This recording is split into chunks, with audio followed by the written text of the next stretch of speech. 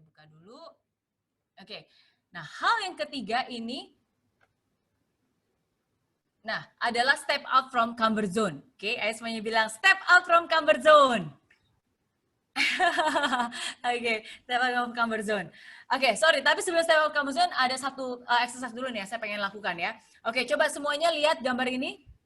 Oke, ini adalah gambar jam.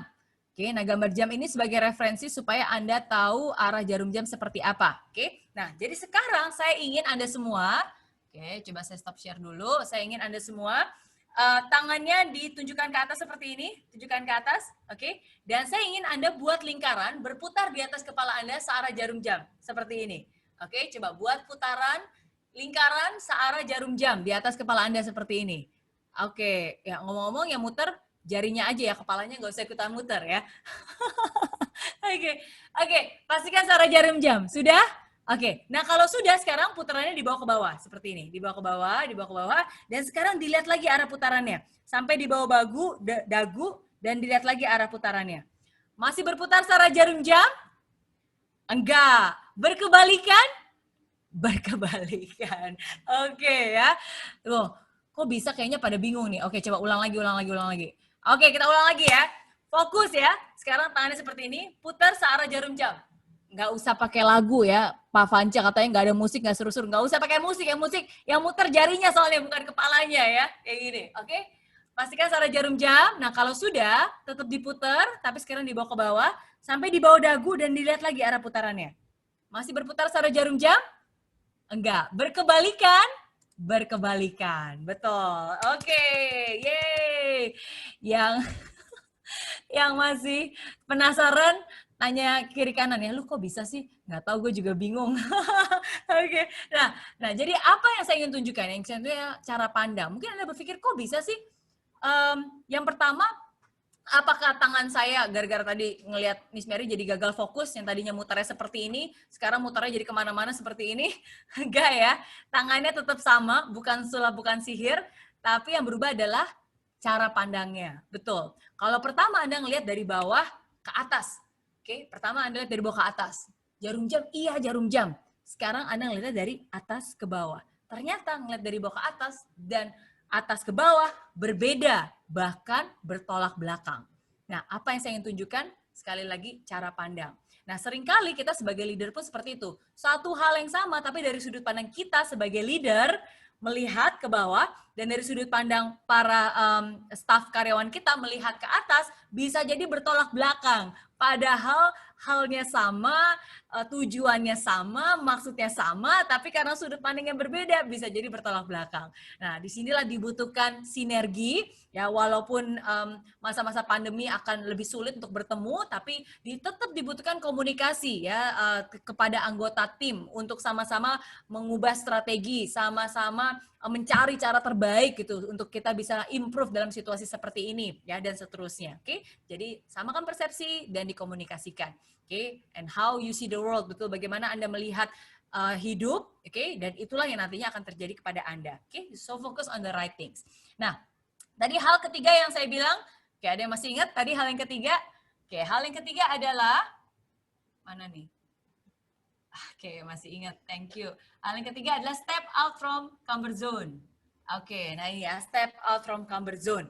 Oke, nah sebelum saya jelaskan yang saya maksud dengan step out from comfort zone, sekarang saya pengen tanya. Oke, dan saya harap Anda bisa berpartisipasi dengan saya ya. Oke, sekarang saya tanya kepada Anda semua, siapa dari Anda di sini yang serius banget pengen sukses? Angkat tangan bilang, saya! Ayo, angkat tangan. Oke, yes. Oke, semua pasti pengen sukses ya. Semuanya angkat tangan dan pengen bilang sukses. Nah, sekarang saya pengen kasih tahu kepada Anda. Tahukah Anda bahwa, seberapa besar kemungkinan Anda untuk bisa sukses, itu tergantung dari seberapa cara Anda mengangkat tangan. Oke, ingat seberapa besar kemungkinan Anda sukses itu bisa terlihat dari cara Anda mengangkat tangan. Oke, nah coba sekarang sebelum saya jelaskan apa bedanya, sekarang saya ingin, kalau saya tanya, saya ingin dimanapun Anda berada, oke, nggak perlu jawab tulis di kolom chat, tapi saya ingin Anda angkat tangan all out 100% seperti ini. Oke, nah ini nggak kelihatan ya kayak gini ya, 100% ya ke atas ya. Oke, bisa? Siap? Oke, kalau gitu sekarang saya tanya lagi. Siapa dari Anda di sini yang serius banget pengen sukses? Angkat tangan bilang saya. Wow. Luar biasa. Thank you, thank you, thank you, thank you, thank you, thank you. Udah angkat tangan all out ya. Nah, tadi saya bilang, hati-hati karena cara Anda mengangkat tangan itu bisa menunjukkan tingkat level kesuksesan Anda. Nah, sekarang apa hubungannya? Hubungannya begini. Banyak orang kalau saya tanya, siapa pengen sukses angkat tangan? Wah, mereka angkat tangan gini. Saya Miss Mary, saya pengen sukses. Serius banget saya pengen sukses. Oke? Nah, kenapa mereka angkat tangannya seperti ini dan bukan seperti ini? Oke? Karena ini adalah zona nyaman mereka. Betul, ini adalah zona nyaman dan zona aman dari mereka. Oke, yang pertama, zona aman. Tadi kata Miss Mary suruh partisipasi, ntar kalau nggak partisipasi nggak enak. Wah, yang penting angkat tangan aja deh. Yang penting kelihatan udah angkat tangan, kelihatan udah kerja ya. Urusan nanti kerja berkualitas atau enggak itu urusan belakangan. Oke, udah main aman dulu. Oke, itu yang pertama. Yang kedua, kenapa mereka angkat tangan seperti ini? Karena ini adalah zona nyamannya mereka. Oke, kenapa ini zona nyaman? Karena kalau angkat tangan tinggi-tinggi rasanya nggak nyaman. Kenapa kalau angkat tangan tinggi-tinggi rasanya nggak nyaman? Ya, pertama takut polusi udara ya, walaupun digital ya, tapi mungkin bisa kerasa ya, takut polusi udara. Ayo siapa yang belum mandi? Zaman sekarang ya, PSBB, kerja di rumah, jadi banyak orang jadi jarang mandi ya. Nggak boleh gitu ya, tetap penyiapan jaga. Kenapa kalau angkat tangan tinggi-tinggi rasanya nggak nyaman? Betul, takut pegel, ya kan? Oh, nanti diketawain sama anak saya nih yang lagi lihat di rumah. Masa ngapain nih angkat tangan tinggi-tinggi di depan kamera, ya kan? Kenapa angkat tangan tinggi-tinggi nggak nyaman?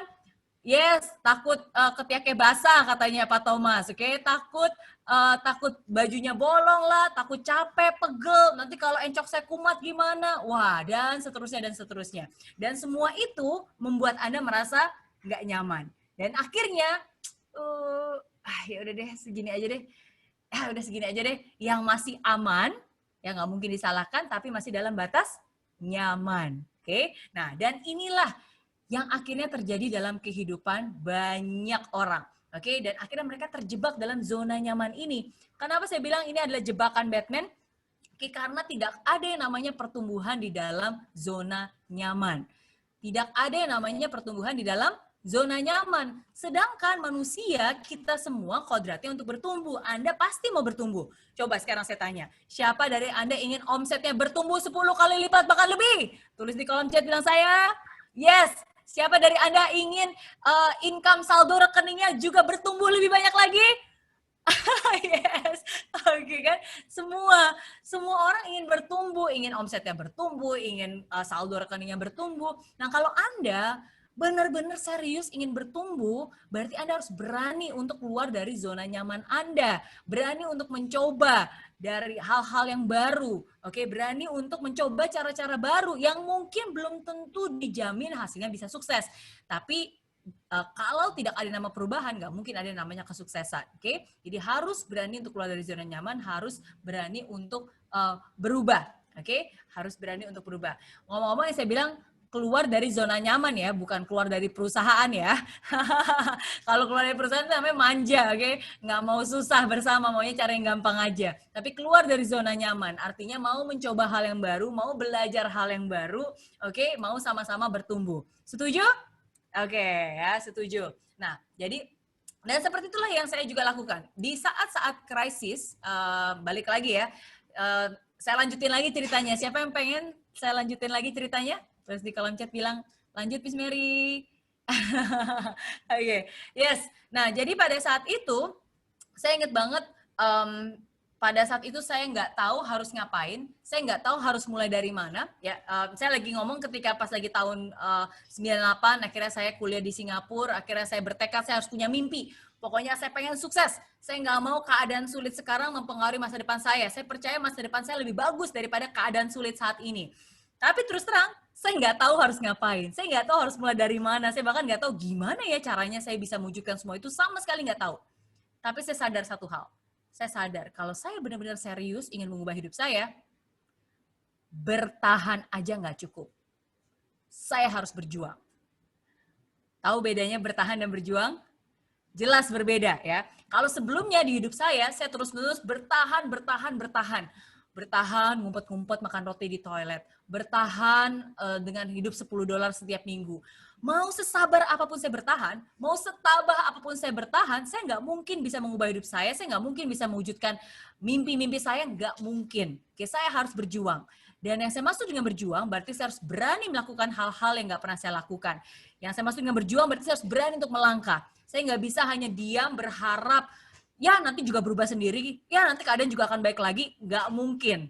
Saya nggak bisa berharap dan bersabar saja. Saya harus bergerak, saya harus berjuang. Oke, dan akhirnya pada satu saya memutuskan untuk berjalan.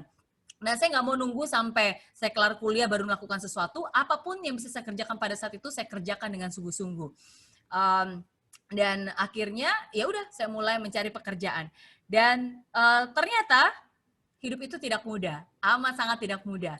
Kalau ada yang bilang, tapi kan hidup tidak semudah kata-kata Mary Riana. Ya iya, orang Mary Riana aja nggak pernah bilang hidup itu mudah. Justru saya bilang hidup itu tidak mudah, makanya kita nggak boleh jadi orang lemah yang mudah menyerah begitu saja.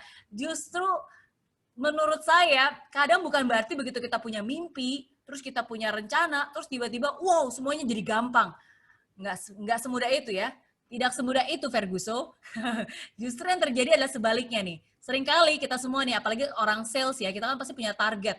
Wah, kita udah bikin target, kita sudah semangat, kita sudah optimis. Terus tiba-tiba pasti akan ada yang namanya ujian. Saya ingetin ya, ini selalu akan ada yang namanya ujian. Dan ujian itu selalu akan ada di awal, oke, dan juga di akhir menjelang garis finish, dan itu selalu akan ada ujian. Dan jadi pada satu ketika saya berusaha untuk mencari pekerjaan di Singapura, nggak ada satu perusahaan pun yang mau mempekerjakan saya karena ternyata tanpa saya sadari saya nggak punya izin kerja di Singapura. Saya cuma punya student pass, saya cuma punya izin untuk belajar, saya nggak punya work permit, saya nggak punya employment pass, jadi nggak ada satu perusahaan pun yang mempekerjakan saya karena jatuhnya ilegal, ya. Jadi sulit banget keadaannya, banyak banget pembatasan-pembatasannya. Nah, tapi seorang Mary Riana tidak pernah menyerah. Akhirnya saya terus mencoba dan terus mencoba dan terus mencoba. Sebelum saya lanjutkan ya, saya pengen putarkan dulu ini cuplikan dari film Mary Riana yang mengadegankan ketika waktu itu saya berjuang keliling Singapura demi sebuah pekerjaan. Bisa saya putarkan dulu cuplikan filmnya? Bisa ya, saya putarkan dulu singkat ya. Oke, thank you. Nah, ini kita lihat dulu. Oke, tepuk tangan buat Chelsea Islan yang sudah memerankan Mary Riana. Thank you ya. Dan akhirnya, dan itulah perjuangan saya keliling Singapura, dan akhirnya dengan kerja keras saya dapatkan pekerjaan pertama saya. Pekerjaan pertama saya pada pekerjaan yang sangat sederhana, yaitu sebagai seorang pembagi brosur di jalanan. Bagi-bagi brosur di jalanan. Oke. Ada yang udah pernah kerja bagi brosur di jalanan? Yes, wow, ada jualan Hino juga kadang-kadang juga harus ini kan, harus turun bagi-bagi brosur, flyer dan seterusnya, bener nggak? Oke ya, luar biasa, sama. Dan saya masih ingat banget, wah susah banget, pasti banyak penolakan, tapi yang paling menyakitkan pada saat itu adalah bukannya penolakan orang-orang yang nggak dikenal ya, tapi justru komentar pedas teman-teman saya sendiri. Banyak dari mereka menertawakan dan bilang, ih, kok maunya sih kamu kerja bagian brosur kayak gitu? Kamu kan mahasiswa, kerja di kantoran kayak ngapain kayak? Masa kerja bagian brosur kayak nggak punya otak aja? Wah, seakan-akan kayak harga diri saya dirampas, dicabik-cabik, diinjak-injak. Kalau kata zaman sekarang, sakitnya di mana? Di sini ya, di dalam hatiku ya. Oke, nah tapi sekali lagi saya nggak mau jadi orang cengeng. Saya nggak mau jadi orang cengeng yang baru diomongin dikit aja langsung baperan. Saya nggak mau jadi orang cengeng yang baru ditertawakan dikit aja langsung menyerah, langsung putus asa. Oke, saya kuatkan hati saya dan saya selalu bilang pada diri saya sendiri, it's okay ya, maksudnya saya bekerja itu bukan buat gaya-gayaan, bukan buat keren-kerenan, bukan buat pamer-pameran, tapi saya bekerja untuk berjuang, untuk mimpi saya, untuk hidup saya. Buat apa gengsi? Asalkan pekerjaan itu halal, akan saya kerjakan dengan sungguh-sungguh. Oke, dan akhirnya dari pekerjaan-pekerjaan kecil yang saya lakukan, dulu saya kerja bagi brosur di jalan, saya kerja di toko bunga, saya kerja jadi pelayan restoran, pekerjaan-pekerjaan dengan upah harian. Karena cuma itu yang saya bisa dapatkan, tapi lewat pekerjaan itulah saya temukan satu rahasia kehidupan. Satu rahasia kehidupan, oke? Bahwa untuk mendapatkan sesuatu yang besar, gak selamanya kita harus melakukan hal-hal yang besar. Sekecil apapun langkah saya, asalkan saya terus melangkah dan terus melangkah dan terus melangkah dan terus melangkah dan terus melangkah, suatu hari saya pun akan sampai ke tujuan. Sekecil apapun langkah saya, asalkan saya terus melangkah dan terus mencoba dan terus mengimprove, suatu saat nanti kerja keras saya pun pasti akan membuahkan hasil. Dan itulah yang saya buktikan. Kalau kita percaya dan kita setia pada hal-hal yang kecil dan melakukan dengan sungguh-sungguh, maka hal yang lebih besar lagi akan diberikan kepada kita. Dan khususnya di saat-saat seperti ini, di saat-saat sulit seperti ini, satu hal yang Anda nggak boleh punya. Jangan punya ego. Jangan besarkan ego. Jangan sampai gengsi menghancurkan hidup Anda, menghancurkan perusahaan Anda, menghancurkan dealer-dealer Anda. It's okay, jangan jadi orang yang gengsian. Karena banyak orang zaman sekarang ketika mereka sudah berada dalam titik tertentu dan akhirnya sekarang suruh coba sesuatu yang baru, suruh jualan, suruh door to door, suruh ngapain, akhirnya gengsi lah, kesannya kayak kita butuh amat gitu jualan. Ya again, jangan biarkan ego Anda menghancurkan masa depan Anda. Saat ini bukan saatnya untuk gengsi, oke? Lakukan dengan sungguh-sungguh. Kalau asalkan itu halal, asalkan itu sesuatu yang bagus, walaupun mungkin Anda baru dan masih banyak salahnya, Anda nggak ngerti gimana caranya, is okay, is part of the process, oke? Dan saya selalu percaya ya, gengsi itu nggak akan pernah membawa kita sukses, oke? Ya, tapi orang sukses itu pasti bergengsi. Jadi harus yakin dan harus semangat, oke? So, buang jauh-jauh gengsi kita dan fokus untuk menaikkan omset kita. Setuju? Yes, oke. Omset naik ya. Oke, kita tes dulu nih semangatnya. Hino Indonesia! Ayo! Oke, fantastis, luar biasa. Yes. Oke, nah jadi keluar dari zona nyaman kita, berani melakukan hal-hal yang mungkin bukan ekspertis kita, ya, dan mungkin ini adalah sesuatu yang baru, ya, dan mungkin ini adalah sesuatu yang mana nih? Sesuatu yang memang kita harus pelajari lagi, oke? Tapi itu adalah bagian dari proses. Oke, nah ini yang keempat. Oke, nah yang keempat sekarang saya bagikan lagi. Oke, nah yang keempat ini adalah kelihatan? Oke, be flexible. Oke, ayo tulis di kolom chat, be flexible. Oke, nah ini yang keempat ya. Oke, jadi lanjut lagi ceritanya. Bisa saya lanjutkan lagi ceritanya? Bisa ya. Jadi pada saat itu akhirnya di masa-masa saya kuliah, saya mencoba untuk memfokuskan dengan apa yang saya bisa kendalikan, apa yang ada, apa yang bisa saya lakukan. Nah, pada saat itu yang ada adalah energi saya, yang ada adalah waktu saya di sela-sela kuliah, dan saya gunakan semaksimal mungkin ya, walaupun harus kerja upah harian, walaupun harus kerja bagian brosur, tapi mulai dari apa yang ada, mulai dari langkah-langkah kecil, mulai dari apa yang kita bisa, dan fokus mengendalikan apa yang memang dalam kendali kita. Oke, nah, ya, tapi itu saja tidak cukup, harus ada yang keempat, yaitu be fleksibel, oke? Nah, jadi be fleksibel. Oke, kita stop share dulu. Oke. Nah, oke. Ada satu video yang ingin saya putarkan. Bisa saya putarkan videonya? Bisa ya, kita putar dulu video berikut ini.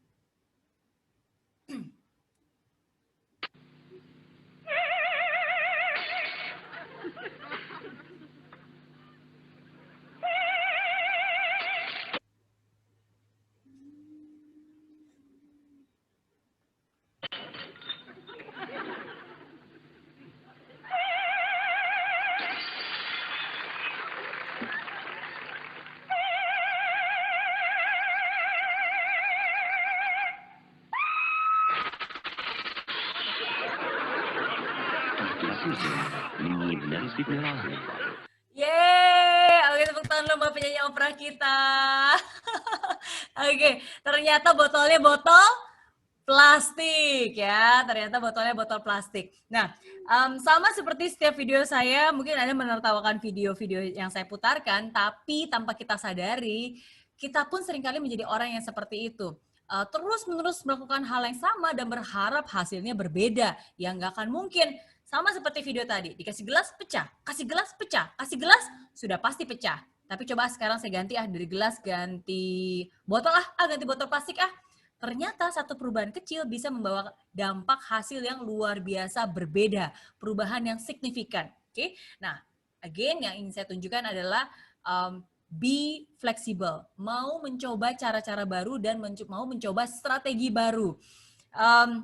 Kalau tadi saya cerita dari pengalaman saya sendiri pada saat itu saya ya terus terang dari hasil bagian brosur, hasil jadi pelayan restoran dikumpulin nggak mungkin bisa dapat $1 juta, nggak mungkin bisa bayar hutang, nggak mungkin bisa sukses pada saat itu. Saya masih belum punya modal, saya masih belum punya kenalan, saya masih belum punya keterampilan apa-apa. Tapi pada saat itu akhirnya saya punya keberanian untuk memulai usaha saya sendiri begitu saya lulus kuliah. Oke, nah tapi juga tidak mudah. Banyak cara saya coba, jatuh bangun, saya coba semua kegagalannya udah saya ceritakan juga ya lewat film dan juga lewat buku Mimpi Sejuta Dolar.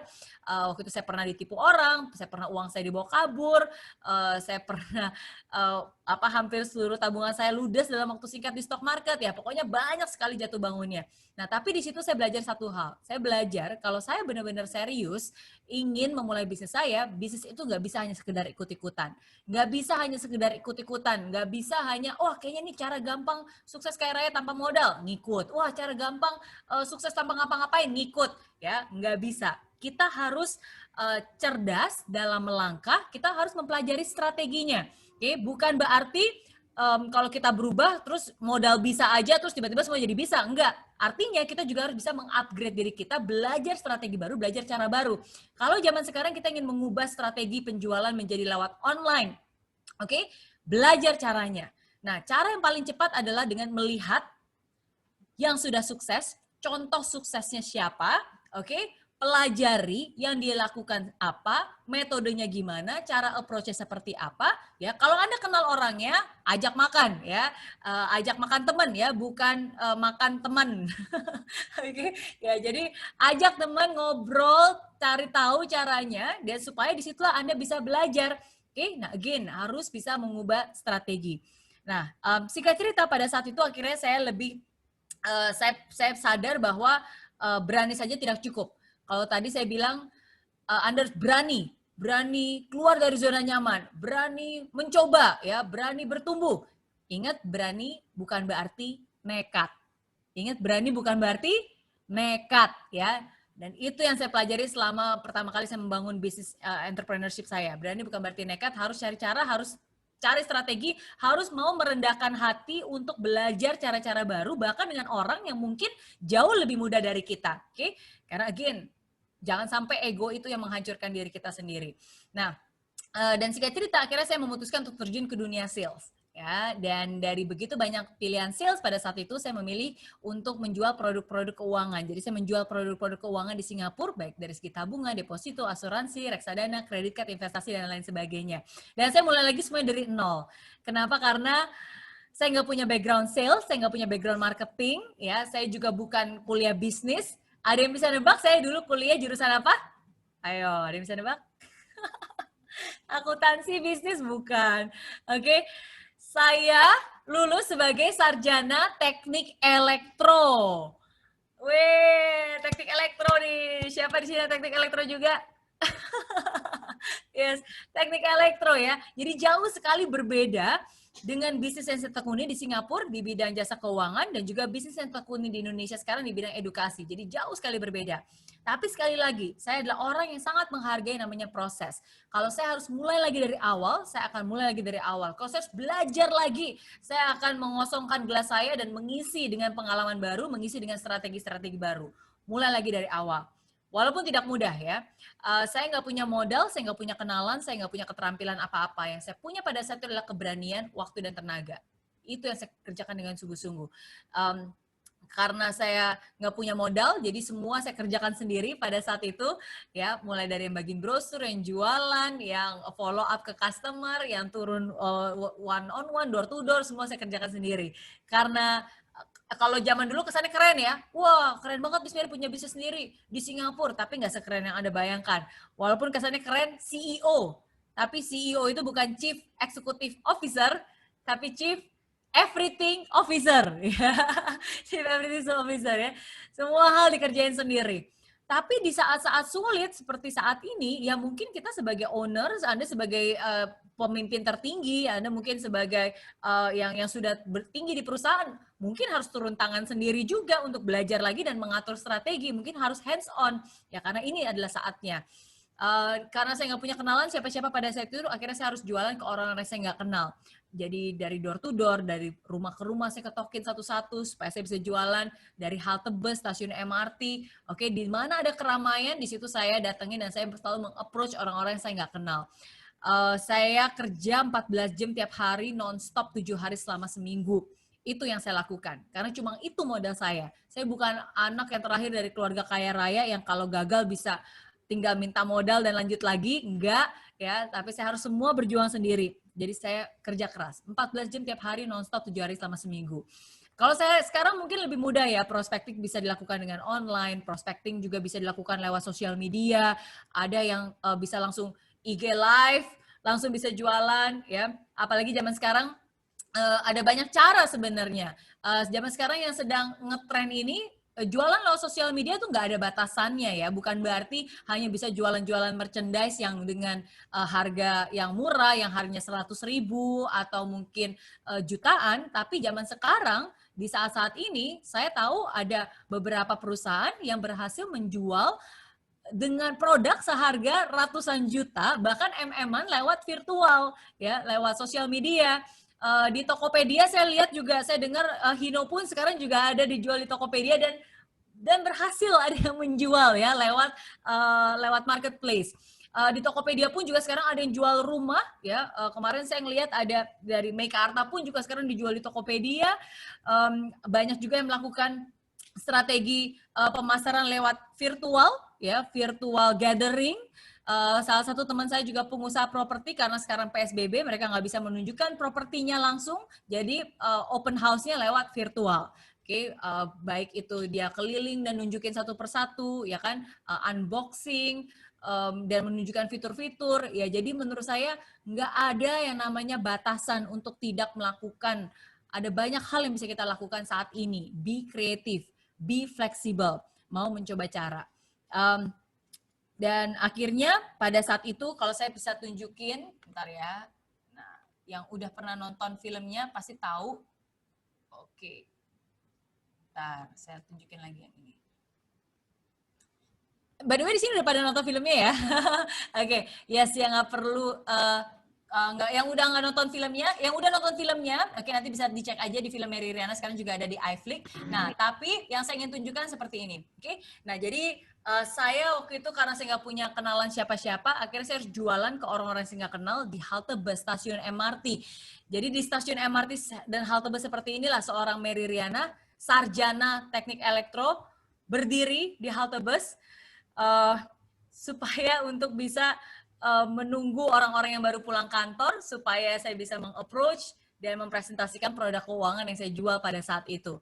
Sangat tidak mudah, amat sangat tidak mudah. Apalagi saya sering kali bertemu dengan teman-teman saya yang baru pulang kantoran dengan pakaian yang keren, dan akhirnya ngelihat saya dari kejauhan, dan banyak dari mereka mencibir dan bilang, ih, kok maunya ya seorang sarjana jualan di halte bus.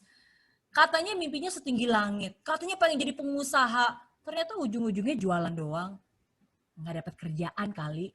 Wah, kadang kata-kata itu jauh lebih menyakitkan daripada perbuatan ya. Setuju? Yes, oke. Tapi hidup kan emang seperti itu. Hidup itu kan kita yang jalanin, orang lain yang komentarin. Betul atau betul? Ya betul, oke. Udah gitu ngapain juga dipikirin. Ya, jadi it's okay, biarkan. Betul seperti Pak Danu, nggak ada pengusaha yang nggak jualan, oke? Jadi kalau kita harus jualan, kita harus turun tangan, kita harus mengubah strategi, it's okay, it's fine. Dan saya bilang kepada diri saya sendiri, kadang semua cibiran itu jangan dibalas dengan kata-kata, tapi harus kita jadikan semangat supaya kita bisa buktikan dengan hasil nyata. Saya kerja 14 jam tiap hari non-stop selama 7 hari selama seminggu. Saya bayar harga kesuksesan itu. Dan akhirnya kerja keras membuahkan hasil. Di tahun pertama saya terjun ke dunia sales, akhirnya saya bisa mendapatkan pendapatan lebih dari 220.000 Singapura dolar. Kalau dikursin ke rupiah itu sekitar 2 M komisi yang saya dapat. Saya bisa bayar hutang pendidikan saya 40.000 Singapura dolar hanya dalam waktu 6 bulan begitu saya lulus kuliah. Dan akhirnya di tahun pertama saya terjun ke dunia sales, akhirnya saya bisa bayar hutang. Dan setelah bayar hutang, saya bisa menyewa kantor di Singapura, merekrut staff, dan mengembangkan Meridiana Organization. Perusahaan di bidang jasa keuangan yang saya bangun dengan kerja keras, dengan usaha, dengan tangis. Dan disitulah akhirnya saya dapatkan $1 juta pertama saya di usia 26 tahun. Oke, nah, dan semua ini saya ceritakan kepada Anda, sekali lagi, bukan untuk menunjukkan betapa hebatnya Meridiana. Bukan. Tapi semua ini saya ceritakan kepada Anda untuk menunjukkan satu hal. Satu hal, bahwa kerja keras selalu membuahkan hasil. Oke, bahwa orang yang bersungguh-sungguh dia akan selalu mendapatkan hasilnya. Bahwa orang yang bekerja keras dialah yang menciptakan keberuntungan bagi dirinya sendiri. Nah, kalau Anda, siapa dari Anda yang ingin merasa beruntung, ingin mendapatkan keberuntungan di saat-saat ini, tulis di kolom chat bilang saya. Kalau Anda ingin mendapatkan keberuntungan, berarti Anda harus berani untuk berusaha, kerja keras, mencoba hal yang baru, mencoba strategi yang baru. Kalau Anda lihat ke kiri ke kanan, banyak kok. Seperti saya bilang, omset Hino sendiri bulan lalu itu jauh lebih tinggi dibandingkan bulan sebelumnya.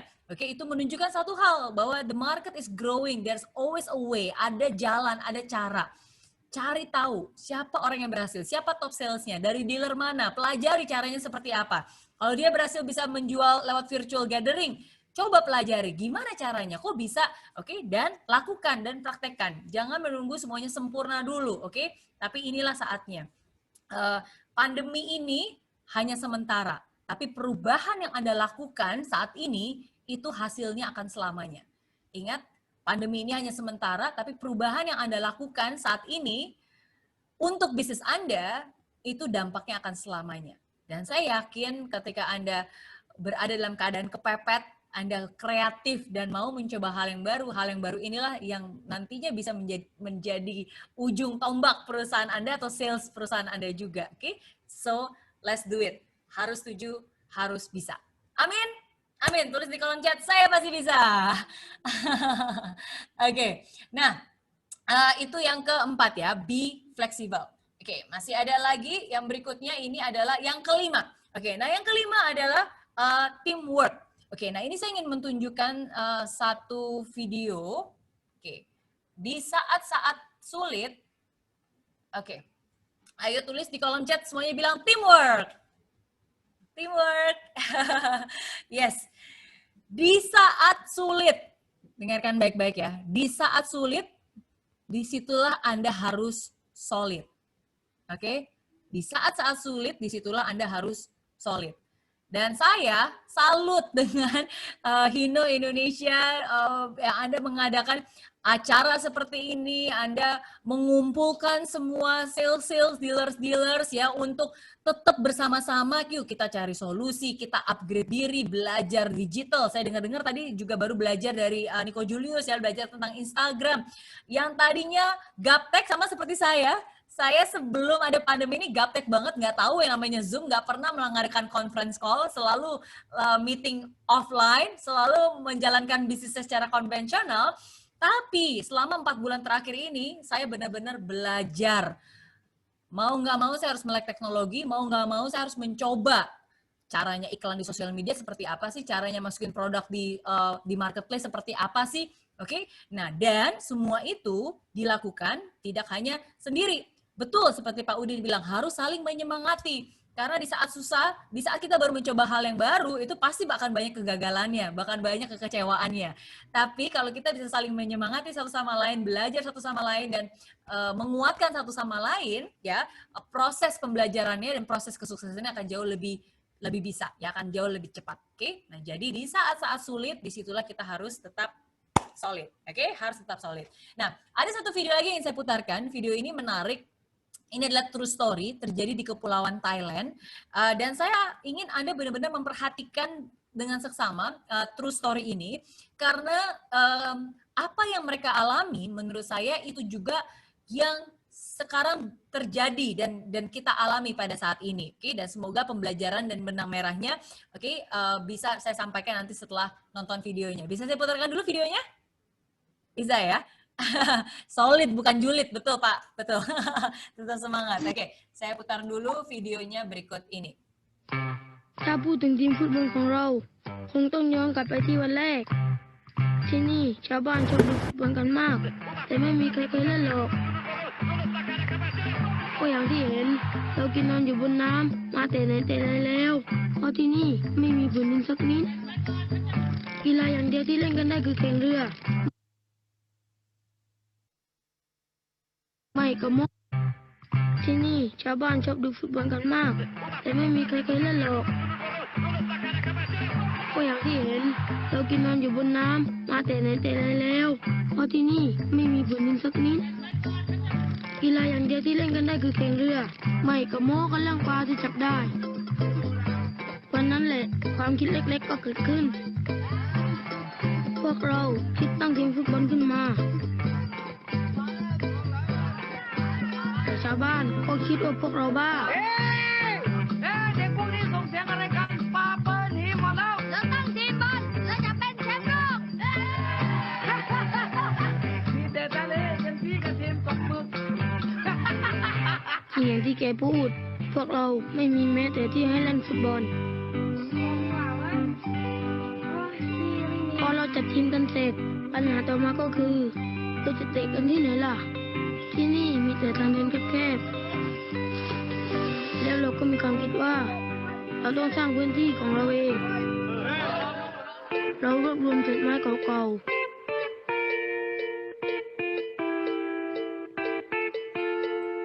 ถูกเข้ากับแพปลาทำอย่างนี้ทุกวันหลังเลิกเรียน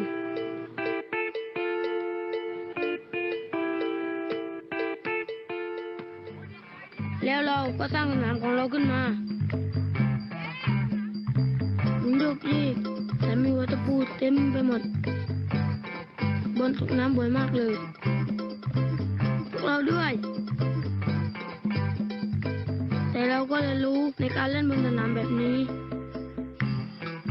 ก็นี่แหละสนามของเราสนามนี้อาจจะเป็นแชมป์โลก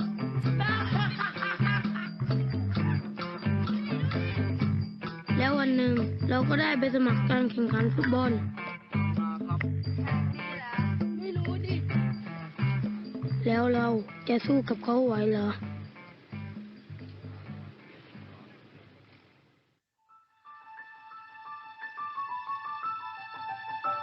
แล้วเราก็ตัดสินใจลงแข่งถึงจะไม่มีชุดก็เหอะนี่เลยแชมป์ชุดนี้รออย่างแรง เราไม่รู้มาก่อนว่าจริงๆแล้วชาวบ้านก็สนใจเราเหมือนกันพวกเขาเอาชุดมาให้แถมตามมาเชียร์ด้วยตอนนั้นเราตื่นเต้นนะ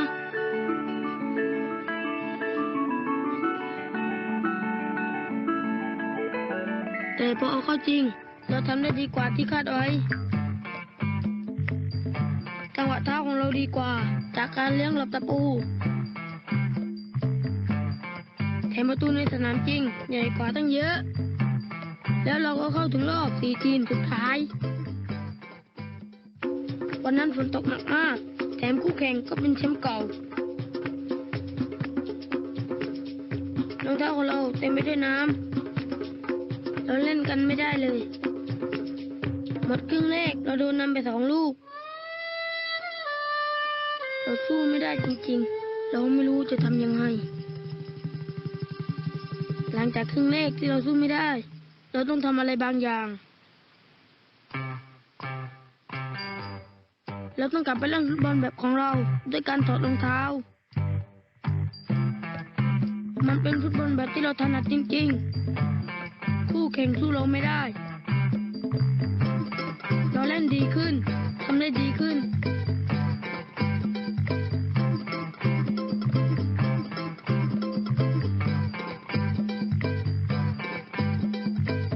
เราตีเสมอได้เราคิดว่าเราจะชนะ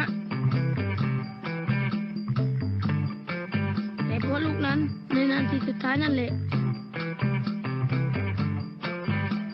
เราไม่เสียใจหรอกดีใจซะอีกที่มาได้ไกลขนาดนี้แถมชาวบ้านทุกคนก็ภูมิใจด้วย หลังจากนั้นความคิดของคนทั้งเกาะก็เปลี่ยนไป วันนี้เรามีสนามใหม่ที่ไม่มีตะปูแล้ว แต่เราก็ยังไม่ได้เล่นบนสนามหญ้าอยู่ดี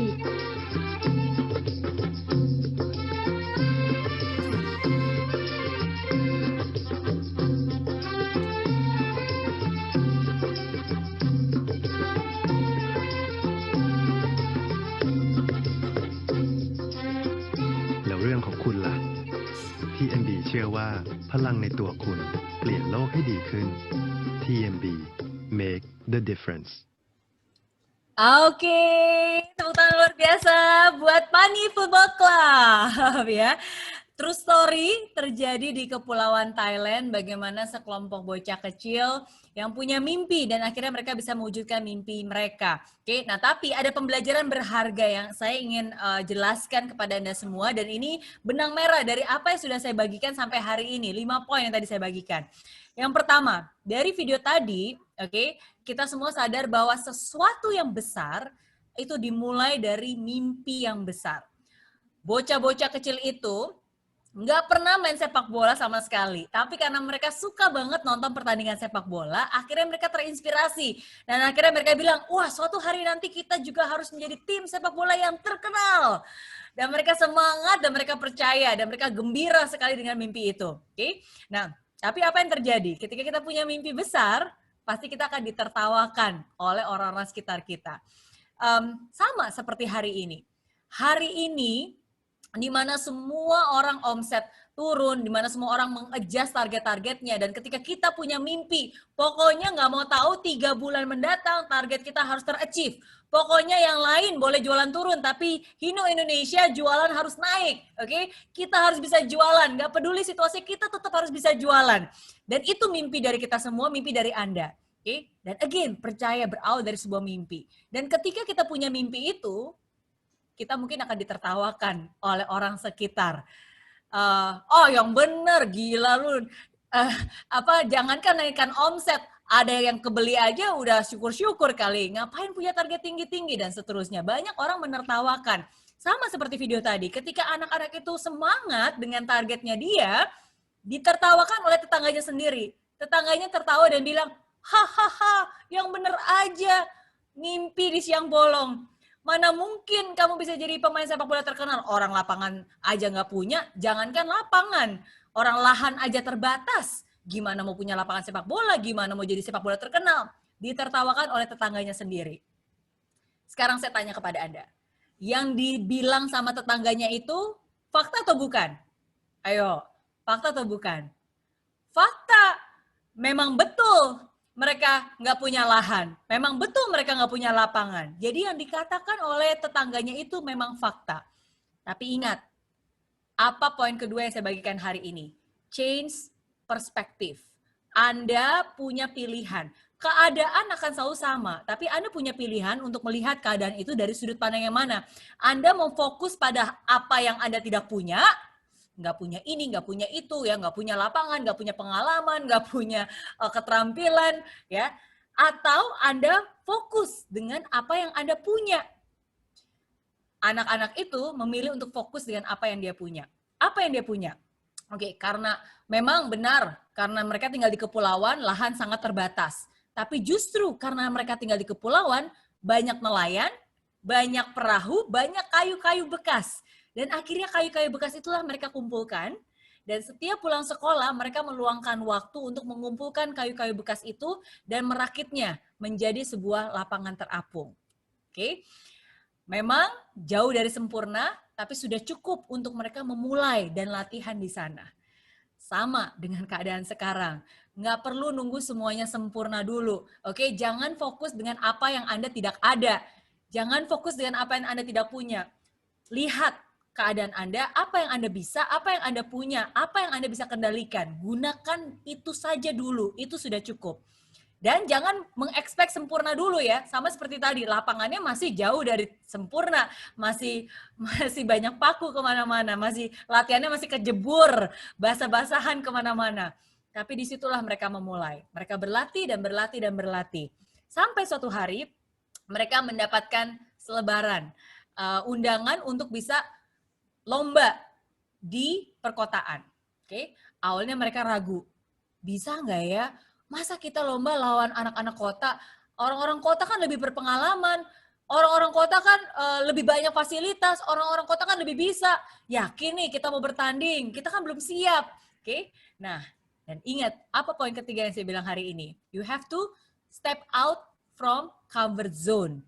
Kadang kita harus memaksa diri kita sendiri untuk keluar dari zona nyaman untuk mencoba. Memang tidak ada yang memastikan kalau mereka bertanding pasti menang. Tapi kalau mereka tidak bertanding, sudah dipastikan mereka akan kalah. Betul. Ingat ya, tidak ada yang memastikan kalau ikut bertanding pasti menang. Tapi kalau Anda tidak ikut bertanding, sudah dipastikan Anda akan kalah. Dan akhirnya mereka menguatkan hati, membulatkan tekad, let's go. Keluar dari zona nyaman dan bertanding di kota. Oke. Dan awalnya tetangga-tetangga yang tadinya meremehkan dan meragukan mereka, karena melihat kegigihan dari anak-anak tersebut, akhirnya mulai memberikan dorongan dan supportnya. Oke, dan akhirnya mereka pun juga bertanding. Lawan demi lawan berhasil mereka lalui, ya, babak pertama, gol, ya, berhasil mereka lalui. Oke, sampai akhirnya mereka berada di tahap semifinal. Di semifinal bertemu dengan lawan yang cukup kuat. Oke, awalnya mereka kebobolan 2-0, ya, kebobolan. Nah, tapi mereka tidak menyerah. Di babak yang berikutnya, mereka mengubah strategi. Ingat poin keempat saya, be flexible, mau untuk mengubah strategi. Jangan terus-menerus melakukan hal yang sama. Kalau terus melakukan hal yang sama, dijamin hasilnya akan sama. Nah, jadi karena pada saat itu hujan lebat, akhirnya sepatu mereka jadi berat dan langkah-langkah mereka jadi berat. Akhirnya strategi apa yang mereka lakukan?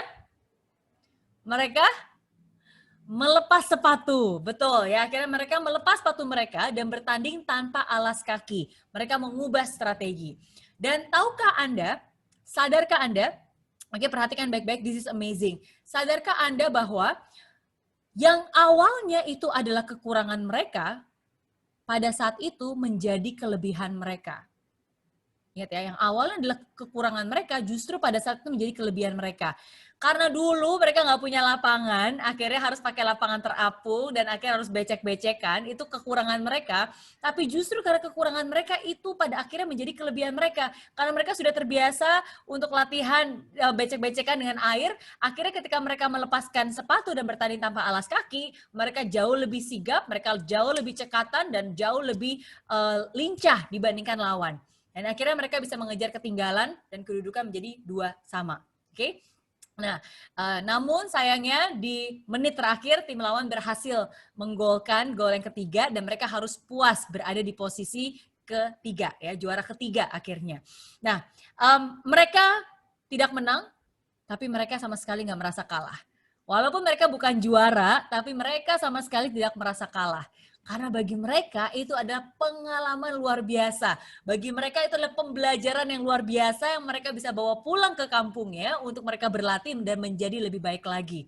Oke, nah dan disitulah akhirnya mereka terus berlatih dan mereka mengimprove diri mereka sampai akhirnya mereka bisa juara consistently setiap tahun sampai video ini dibuat.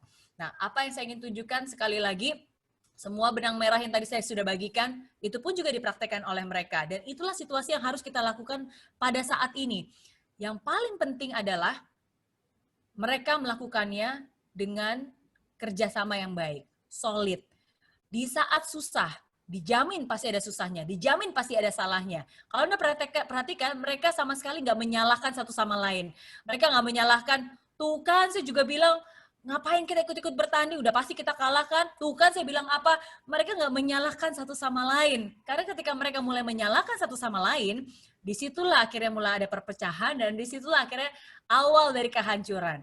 Again, di saat sulit, disitulah kita harus solid. Tadi ada yang menyebutkan solid, biar sold it, ya, biar bisa kejual. Itu cakep ya, luar biasa. Oke. Jadi saat-saat sulit seperti ini, Anda harus bisa lebih solid, saling meyakinkan, saling menguatkan, saling berbagi ilmu. Oke. Zaman sekarang bukan lagi zamannya kompetisi, zaman sekarang zamannya kolaborasi. Oke, dan saya yakin Hino Indonesia, baik dari segi dealer, baik dari segi yang produk provider, tujuan Anda sama, tujuannya adalah bagaimana kita bisa mempush produk kita, berada di pasaran, memberikan servis yang baik. Saat ini ada banyak cara, maksudnya banyak hal yang bisa dilakukan ya. Di saat penjualan mungkin orang akan lebih sulit untuk mengeluarkan uang untuk membeli, oke? Tapi di saat yang bersamaan sebenarnya Anda bisa menjadikan ini kesempatan bukan hanya sebagai seorang sales, tapi seorang consultant ya, yang bisa memberikan servis yang baik khususnya kepada existing customer Anda. Karena di saat-saat sulit Anda harus solid itu bukan hanya sesama dealer dan sesama sales ya, tapi Anda dan pelanggan Anda juga di saat sulit seperti ini justru Anda harus solid dengan mereka. Apa yang bisa Anda bantu? Apa yang dibutuhkan oleh mereka? Di saat ada masalah, kalau Anda bisa kasih solusinya, itu adalah kesempatan untuk Anda. Oke? So again, teamwork. Oke, harus bersama-sama, pasti bisa. Oke? Hino Indonesia. Yes, fantastis, luar biasa. Yes ya. Oke, nah yang tadi udah 5 ya. Oke, sekarang hal ke-6 yang saya bagikan. Oke, hal ke-6. Oke, hal ke-6. Nah, mana nih?